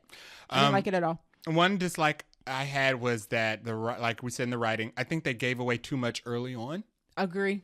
Some key moments. The lawyer giving away Harley's backstory. I thought that they should have saved that to the very end. It would have served the story better if they left it as a mystery that Harley was faking it, yes, and that she was a liar, and she just kept going with it. Because the whole point of the delusion is that he's being lied to, so that's why he thinks that there's this type of he has this love waiting for him and waiting for him to get out. But the delusion was cracked for the audience very early on, and it's like. So we're supposed to think that Arthur's just going to keep going along. He does, but it's like we're supposed to believe that he's just going to keep going along with this even though he knows that she's lying. Yeah. And she admits it. eventually. He confronts her immediately in the next scene, and she admits to lying about it. He's just like, it's okay. I just still need you in my life. Like, yeah. So they reveal to the audience very early on that she's a liar, that she's intentionally sabotaging the I'll case. admit I didn't see that coming though. No. I'm just saying I didn't see that her being a liar coming. I'm saying they revealed it earlier that she was a liar, and I did. They did make it clear that she was sabotaging the case because she was telling him to do everything opposite of what the lawyer was. Right, like don't take your meds. She's trying to worried about where she's sitting. Yeah, worried about where she's sitting in the courtroom, and then telling him like the lawyer doesn't know what's best for you. She's trying to, I want you to be who you are. And when she says that, she means she wants him to be the Joker. Right. But he knows he ain't no Joker. Right. So it's just like clear sabotage of destroying the case that the lawyer's trying to build. Yeah, and they made it very obvious that she only liked the Joker. Yes. Because anytime they have one-on-one alone time with each other, she's trying to paint his face. There's a sex scene where she makes him put on makeup first. Face first. She tries to paint his face through the glass. And when she visits him in prison, very awkward. In the Sonny and Cher scene, he kind of has a fourth wall break where he's like, "You're not looking at me." She goes off to sing by herself. Only interested in being an entertainer. Yeah, and in that musical scene, she shoots him. Which I guess is foreshadowing. Yeah, because it comes back 3 hours later, and we're like, "Oh, we're back to the scene where she shot him." I had totally forgot that she did that in that dream or mental illness sequence. I don't know what you want to call it. We share this dislike. What is that? World's most boring Harvey Dent. Worst character. We don't have to go over it again, but it's just it needs to be highlighted. It does. This is the worst Harvey Dent. Worst character of the movie was Harvey Dent because he was just there. He was like watching paint dry. Every time he stood up, I was like, "Can you get your questioning over with? I don't care. Can we get his lawyer though? She asked a good question." So yeah, not a good depiction of Harvey Dent. And my last dislike was the prison assault scene was highly unnecessary. Because they show it off screen, and at first you think they just beating him up, but then you explained it like how he looks afterward. He ain't no pants on. Yeah, so it's just like trigger warning for people who haven't seen the film. You should know whenever this is in a film. You should know. He is sexually assaulted by his guards at the end of the film. What? For no purpose. The point of it is because he embarrassed the guards in court by calling him fat, so they were upset, so they decided to R-word him in the prison shower. Death sentence. There's nothing else you can do to this man. It was unnecessary. It didn't add anything to the story. It didn't challenge perspectives or anything. No. He's mentally ill. He's mentally ill. It's heavily implied that he doesn't even understand what they're about to do to him until it's over. And then when they throw him with just his drawers on in his room, and then he has to hear them strangle his best friend next door. For the purpose of nothing, because right after that they kill him. So what was the purpose? What was the value of this? I didn't like it. It didn't serve the story any purpose. No. It kind of implied that the reason that he gave up the persona is because of what they did to him. That's poor writing. Yeah, I felt like he was just tired of playing the act, and he knew he wasn't getting out. At that point. And when you add to the fact that they make the prisoners kiss, because there was an earlier scene where they played a joke. Yeah, they played a joke where it's implied that the guards just get off on doing weird sexual stuff to their prisoners. Yes, because obviously another mentally ill prisoner, they tell him to go tell Arthur to tell you to kiss you because you've never been kissed before, and he does it, and it's kind of like Arthur's like, I know that they sent you over here. Whatever, but I guess if he didn't, they would have beaten him or maybe made it worse. Why he does it. I don't know. You're right. It was just an element of the movie that added nothing. We know prison guards are terrible, and we know terrible prison. I mean, not all prison guards, but we know like movie prison guards are always depicted terrible. Exactly. So we don't need to see that. I'm good. Nope. I mean, it's a bad addition to an already crap film. So I didn't need it. I just left a bad taste in my mouth in addition to every other thing. That's the end of my dislikes. Do you have any random notes you want to throw out? I'm sorry. Favorite line or scene? So a couple more dislikes from my. Oh, sorry. I ain't. No, go ahead. I ain't done yet. I'm here to listen to your dislikes. Joaquin Phoenix can't sing. No, and I kind of knew that going in. Which made the singing a little more unbearable. I like you, Joaquin, as an actor. Singer, not so much. All the songs were slow. It wasn't no John Legend. Like, I think there was one upbeat song that was the Mountain on the Hill song. Yeah, sure. But yeah, he's not a good singer, and all the songs didn't need to be slow. Can I add the fact that Lady Gaga sing bad intentionally in the beginning, and then didn't she turned it up at the end? Turned it up until the end. Don't know, because all the songs were slow and drawn out. They didn't play the whole song. They would like start maybe at the beginning or the middle of a song, and then cut it off before the end, and then we would bounce in and out of the scene based on the song. I will also say that I was tired of the singing by the end. The person who tells the other person I said earlier to stop singing was Arthur to Lee. He was like, just can you stop singing, let's just talk. And she keeps singing. She finishes her song, and I was like, I thought he was gonna choke her and kill her in that moment, because I too was tired. It looked like she was gonna let him, because she was like covering her mouth and stuff. I thought he was gonna choke her to death on that staircase at the end when she kept singing, and I was like, that's how I feel. That's how I feel about this singing. And then I think I already said it should have been more courtroom drama, so I just didn't like the musical aspect. The songs added nothing to the plot. Songs weren't fun. It didn't advance the plot forward. And then one other random dislike, I don't know why we added the fact that Lee lied about being pregnant. I think that was just her trying to instill I think because she had got caught in such a lie, she was just trying to do whatever she could to make sure that he didn't like fall out of love with her or stop talking to her. And it was just like, Arthur, do you really believe that? I just didn't believe that he's mentally ill. Okay. I mean, I don't like we playing that mentally ill, like don't have no awareness of certain things. I don't like that either, but I think they did that intentionally. I don't like it. I don't like it. I just feel like we doing too much with doing a mental ill card, and we making it like people that have illnesses don't have any type of like understanding of anything, social understanding. Exactly. But that was a big issue with the first one, which also I'm still confused to this day why people think the first film was so monumental. I mean, it was well acted, but everybody's admitting it now. As far as did you notice that? I've always said that the only reason that movie made $1 billion, there was curiosity dollars. Yeah, the movie got everybody's admitting that now. Everybody, I've always said from the beginning that everybody got so curious to go see that movie. They went to see it. It made $1 billion, and nobody ever watched that movie again. Maybe they thought that was going to happen with this one. Nobody ever revisited that film. Nobody has ever expressed a desire to pop that film in and watch it, because why would you want to watch that? So listen, I avoided it because when you explained it was basically a man with mental illness. I was like, oh, that's cool. That's not Joker. When they announced the sequel, I was not a Joker movie. Very vocal. Like, the sequel's not going to make $1 billion because everybody regrets seeing the first one. Yeah. So they're not going to come back. So this to me was funny. All of this. Look, like I said, the situation around the movie not doing so well and not being well received is way more entertaining than the actual plot. Yeah, I need like a Jenny Nichols style breakdown, Galactic Star Cruiser breakdown about the production of Joker 2. Hulu and Netflix always trying to jump on documentary real quick and fast. This is the next one. Yeah. This is the next one.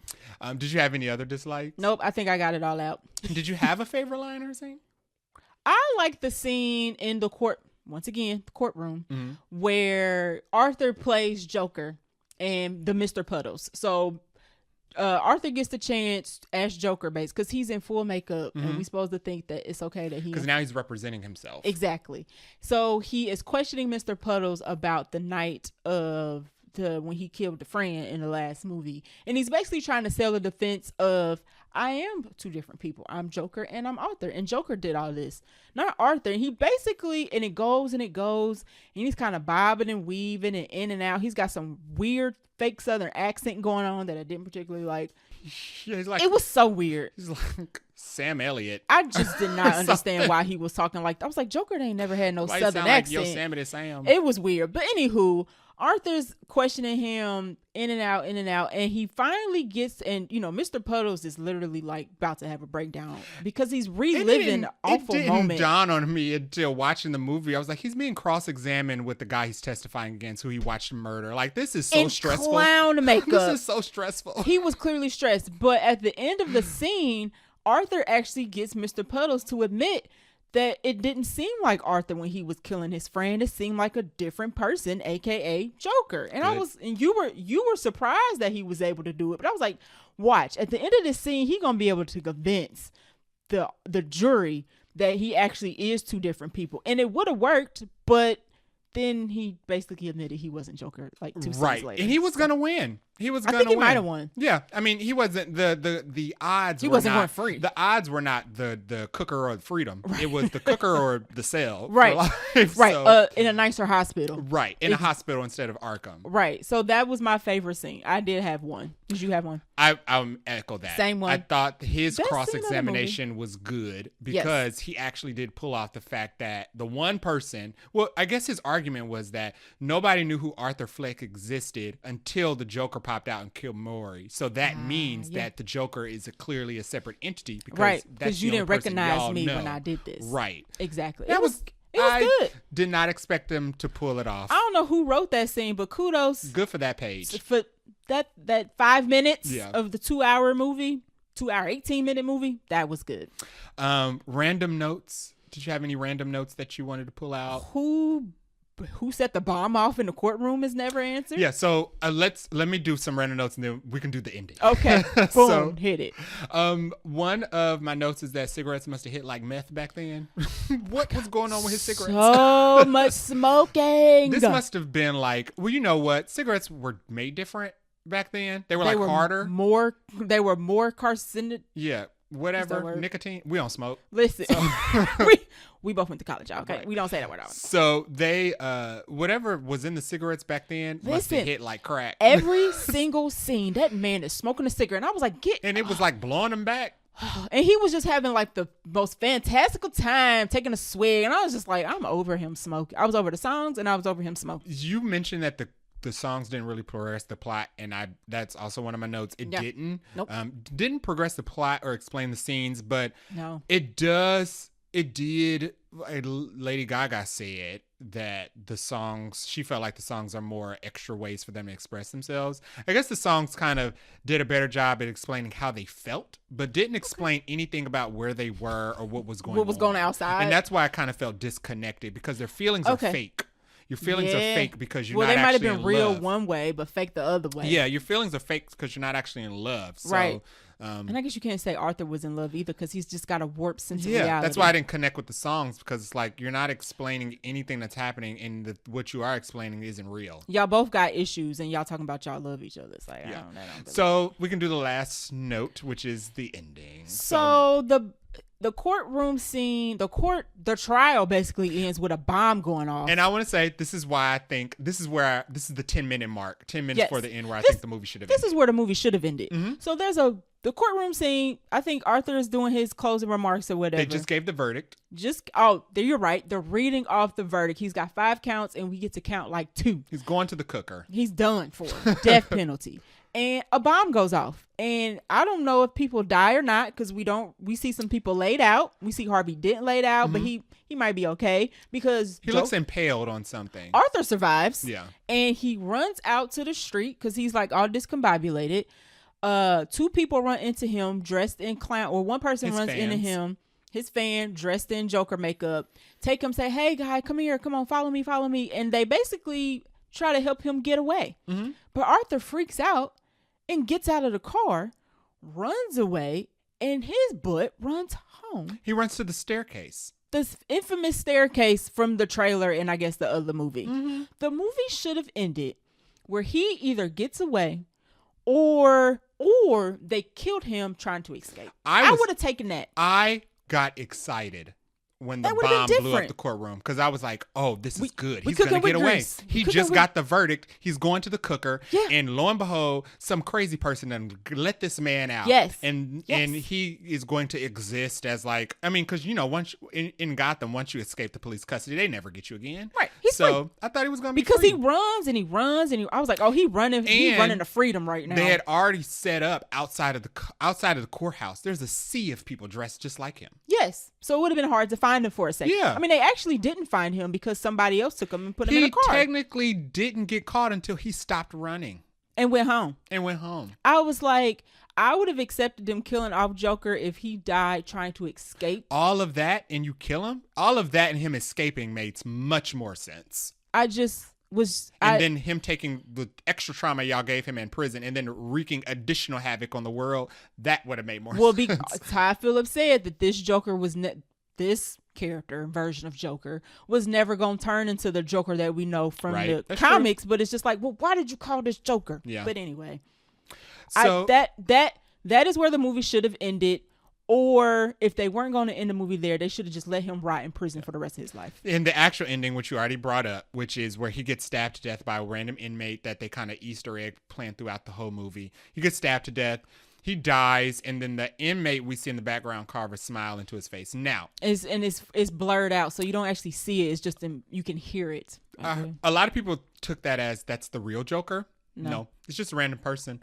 That there is no Joker. That's the whole point of the film. And if you walked away from the film thinking that's the real Joker, then you missed the point. I of the film. think that they were it was more of I'll call it an Easter egg Yeah. of Heath Ledger when he did the carving into his face. I think that's just another fanatic who killed Arthur because they're nuts because he's in Arkham. He's in the nut house. Right. So I didn't take that as he was the real Joker. Yeah. I just took that as, this is an Easter egg of what a joke, previous Joker. people were spreading that's the real Joker. The real Joker came and killed Joker and Carter. No, it's just a crazy person. No. Because that was the point of the movie. He's just been faking, perpetuating a fake Joker persona. This madhouse persona. All over the Another place. ending I would have accepted is if since we making people carve smiles in their face and laugh behind the screens behind the scene that we can't really see, they could have had him rotting in prison and then introduced another quote unquote Batman villain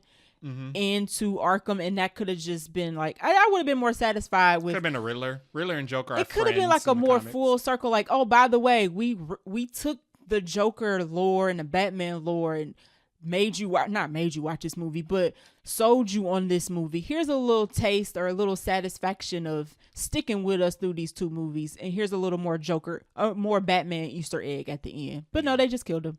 So and that was it. This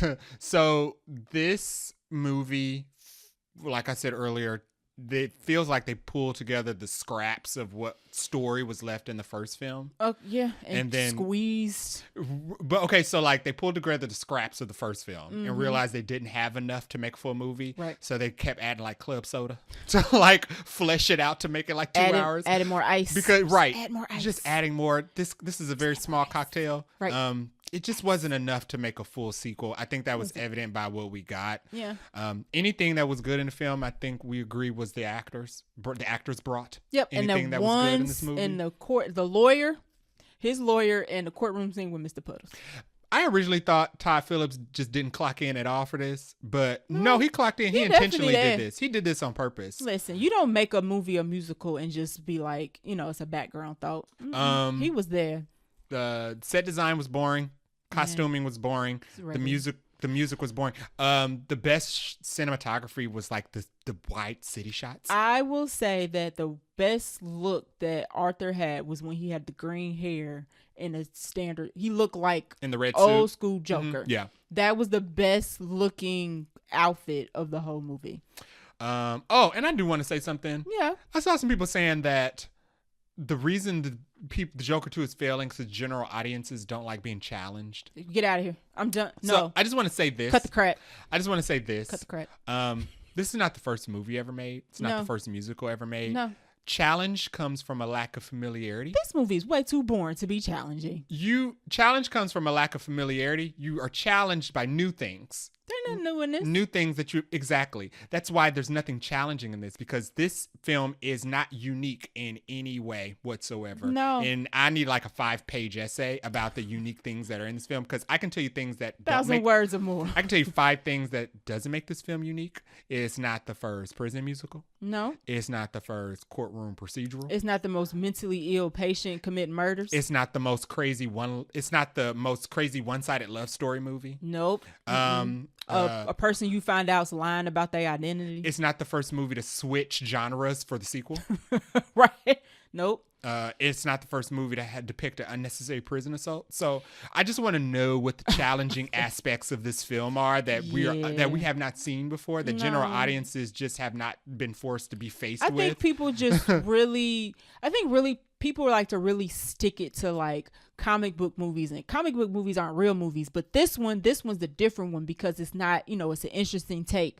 No, you can't stick something to something with a failure. This is a failure. Listen. So I'm sorry if you really like this movie. It's a big fat flop, and you're not sticking it to anybody but your own wallet. You can't cosplay a superhero villain and under the guise of a real movie and then feel a type of way when the cosplay don't work out. So I challenge the people who feel like we weren't challenged to, you know, you was challenging sitting through this 2 hours and 18 minutes. How about that? List at least 5 unique things that this movie did outside of it being the first Joaquin Phoenix sequel that challenged general audiences. Listen, y'all, I had a trigger finger on Threads. Don't come for me. I will come for you back. Oh, and the reason Todd Phillips made this movie is because he got $20 million. He knows that he birthed a bunch of weird sociopaths from the first film who became fans of it, and he intentionally dismantled everything he built in the second one because he knows that he's responsible for those weirdos out there saying that the first film is supposed to be challenging. It's not. You ain't got to do everything for money. You don't. Because this is a stain on his filmography. It is. And more so a stain, I feel like, for him than anybody else. You know what this does? This hurts the Hangover franchise. Because that is successful. That is well liked. That does have fans, and people like that. So how about this isn't even as challenging as The Hangover? And The Hangover really pushed my limits. It is. It's going to be a challenge for that new Superman movie. You know why? Because people are going to associate them. Even though they're not under the same mantle, because this is not James Gunn's DC universe, you can't tell me the association not gonna be there. Be like, remember the last Batman thing that came out, or the last DC thing that came out? Oh, that Joker 2 movie. I ain't gonna go see Superman. This movie has challenging profits. And my last note is challenging a checkbook. Folie Deux means shared delusion. Oh yeah, I forgot to mention that at the beginning. Anybody who thinks this is a good film shares in that delusion. Bing, perfect title. Boom, gotcha. Don't go see this. No. Wish of Nicole Kidman. We almost forgot. I have to give it 0. Oh, 0. I would have given it 1. 0. I would have given it 1. If not, I did not need the assault. Oh, fair enough. I didn't. Fair enough. I didn't. Yeah. I'm gonna give it a half. I almost gave it a 1. I'm gonna give it a half for the Mr. Puddles courtroom scene. Oh, you know what? I'll give it a half. I'll give it a half for that. I'll give it a half of Nicole Kidman because I think what's his actor? Lee Gillis? Yeah. Clocked in. Yeah. That was very good. Lee Gill clocked in. Lee Gill and Joaquin in that scene. Good. That's the courtroom. That's the courtroom drama I would have wanted. Catherine Keener, Lee Gill, MVPs. Yeah. Yeah. And I almost Brandon Gleeson until the end. I was like, dang, you could have said no to this. I feel like you should have told him, I don't want to do that part. Okay, so that is our review of Joker Folie Deux. Don't go see it. Don't go see it. Don't and stream it. If you do, you don't have to share your thoughts. You can leave this video a thumbs up, though. We're interested. Yes, we watched it for you. We are interested in hearing your thoughts. We did you a favor. We are absolutely interested in hearing people's thoughts on this film. Because if you do agree or disagree, we want to hear it. I'm honest. I want to hear if you have 5 unique things that you think this film it better did. Be 5 because Jay said 5. It needs to be 5. No less. It needs to be. If you have 5 things that you think this film challenged. What general about 3? audiences on. Did somebody give 3? Nah, that's not enough because somebody said we weren't challenged. So if you taking it there, I was challenged to sit down to stay. I was challenged to stay because you're right. I was I wasn't gonna leave, but I almost looked up the end in the movie theater because I was just like, I just want to be out of here. Yeah. So that was my challenge. What are we watching next week? We are watching, since it's spooky season, we're gonna do a throwback and we're gonna watch The Craft. We are gonna watch The Craft. If you've never seen The Craft, that's weird, but you should watch it. Yeah. And then come and we're going to revisit. I have not watched it. Ooh. I've seen it multiple times, but I can't tell you last time I've watched it all the way through. I've seen both. There's 2 crafts. Oh, heck no. I definitely ain't seen that second one, You will see the second craft. Because guess who stars as the... It better be somebody really convincing. Kaylee Spaney is the lead actress in the second craft. Second Craft is really good. It actually has. Where was the plot? So Kaylee Spaney plays Fairuza Balk's daughter, who's been adopted by another family. But the matriarch of the family she's adopted by is a weird warlock guy. He's the guy from X-Files. Okay. David Duchovny? Yes. Oh, interesting. And she is banding together with a coven of other young girls. Okay. 3 other actresses. Of course, gotta be 4. And they have to like use their power to like. He has an evil coven. Of course. That he has set up of men. Unnatural. And they have to band together and create a coven to like combat that. Interesting. And it's really good. And Fairuza Balk does make an appearance at the end. So, all right. Yeah. Maybe. You don't have to watch it, but we're definitely going to watch the first. It is good. We're absolutely going to watch the first craft because it's really good. And it falls right in line with spooky season. Agatha All Along. Agatha good, y'all. It's good. Go watch Agatha. Everybody is loving it. You don't watch nothing this spooky season. Just watch Agatha All Along. And I feel like the craft is just appropriate. So it's a very good movie. It's a classic. It's a classic. All right. So that is our episode. Thanks for listening. If you like our show, please share it. You can leave us a review on Apple Podcast or on our website, vaguelynerdypodcast.com, where you can also leave us a voice message and we'll play it if it's nice. You know what? I'll play a mean one if I can do a rebuttal. Like I'll record my own rebuttal. Okay. Sure. Hey, if you have your 5 challenges, you can send we'll them through the voice message. We'll take that too. We'll take that too. You can follow us on Twitter at Vaguely Nerdy Pod or IG at Vaguely Nerdy Podcast. What's our threads? Is it Vaguely Nerdy Podcast? Vaguely Nerdy Podcast on threads as well. And you can also reach us via email at vaguelynerdypodcast@gmail.com. Also, you can watch our animated episodes on YouTube. On our YouTube channel. If you're listening right now, I got on a Joker. I got on a clown hat, like Harley Quinn, and Jay looked like the Joker. Yeah, so you definitely want to check that out. All right, so that is our episode. Until next time. Bye. Bye.